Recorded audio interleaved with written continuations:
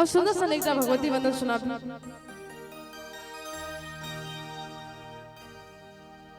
कि नबिका लहजे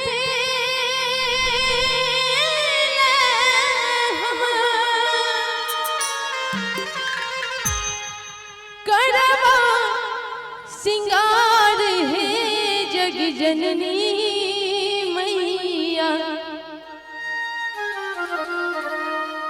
कि करवा सिंगार है जग जननी मैया। और जो जते आदमी बैठल से कनी कनी थपड़ी बजा कर सब गोटा संग में कि जगमग करते आहा के दरबार हे जग जननी मैया कि जगमग करते आहा के दरबार हे जग जननी मैया। नबिका लहते लहम करवा सिंगार है जग जननी मैया कि नबिका लहते लहम करवा सिंगार है जग जननी मैया कि जगमग करते आहा के दरबार हे जग जननी मैया कि जगमग करते आहा के दरबार हे जग जननी मैया।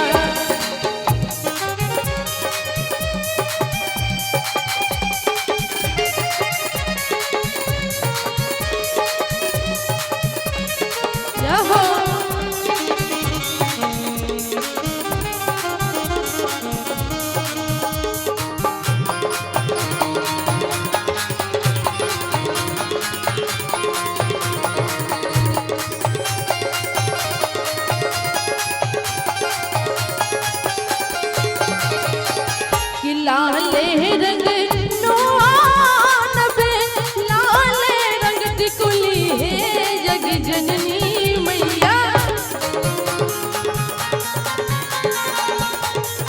क्या बात है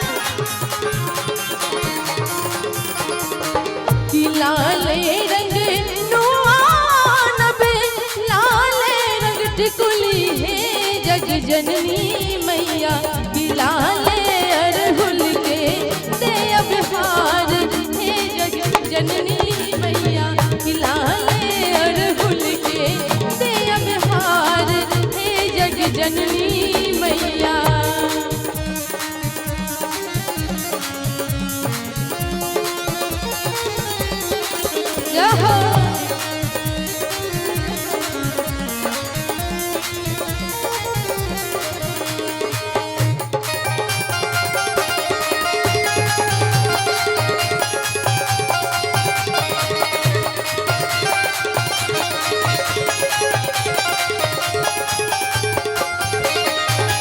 सोना के रे कंगना चढ़ायब सोना के झुमका है जग जननी मैया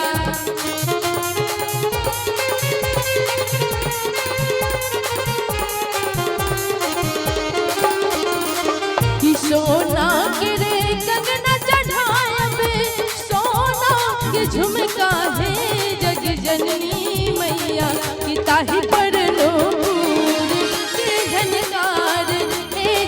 जननी मैया कि ताही पर नूपुर के झनकार हे जग जननी मैया।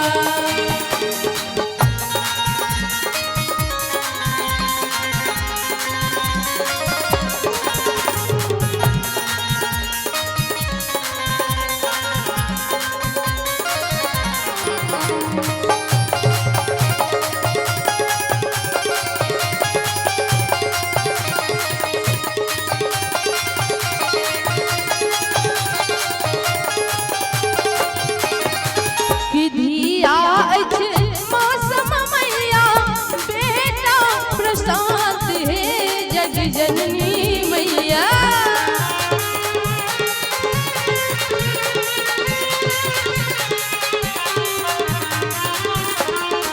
कि धिया मौसम मैया बेटा प्रशांत है जग जननी मैया कि यही भक्त सबके सुनी यौन पुकार